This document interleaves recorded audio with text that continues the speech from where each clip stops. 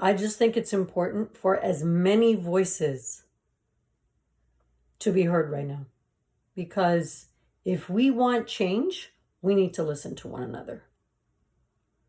So for those that don't know me, my name is Monty, my nickname. I'm an elementary school teacher in Toronto, big supporter of artists and entrepreneurs in Toronto. So big shout out to all Canadian artists. Just wanted to say that first. I wrote some stuff down because I don't want to misquote myself and forget anything. So I wanted to talk about the word racism. And this was inspired. I saw a video actually by a man named Emmanuel Acho. I'm sorry if I pronounced your name wrong, but he's an American athlete. And that's why I decided to film this, because he talks about, it was an amazing video, and he talks about white privilege and having a head start intrinsically built in our lives. Excuse me. And that's the truth right there. The problem lies in white people that believe and say it's a fair race when it hasn't been, and clearly still is not. It's them not acknowledging that having a head start in a race is not fair. So it don't matter who finishes first. A false start is a false start.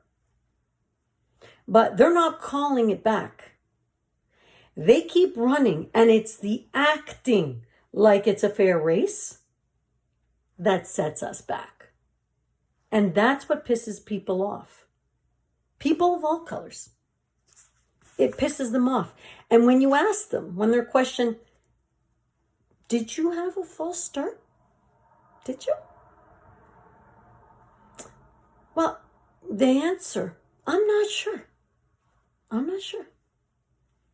Of course you're not sure. When you're winning, you know when you've had a false start. The runners who lost the race know you've had a false start. Stop lying to yourselves. Even if nobody saw it, it's the lying that pisses people off. Those that are aware, as a friend of mine, I'm quoting a friend of mine that says, of the right mind, they don't lie to themselves or to anyone. Once everyone starts telling the truth, we can start to love. Truth is love. Love is truth. Let's look at a relationship. Let's not even talk about race. If you lie to your partner, whether they catch you lying or not, truth is broken. Love is broken.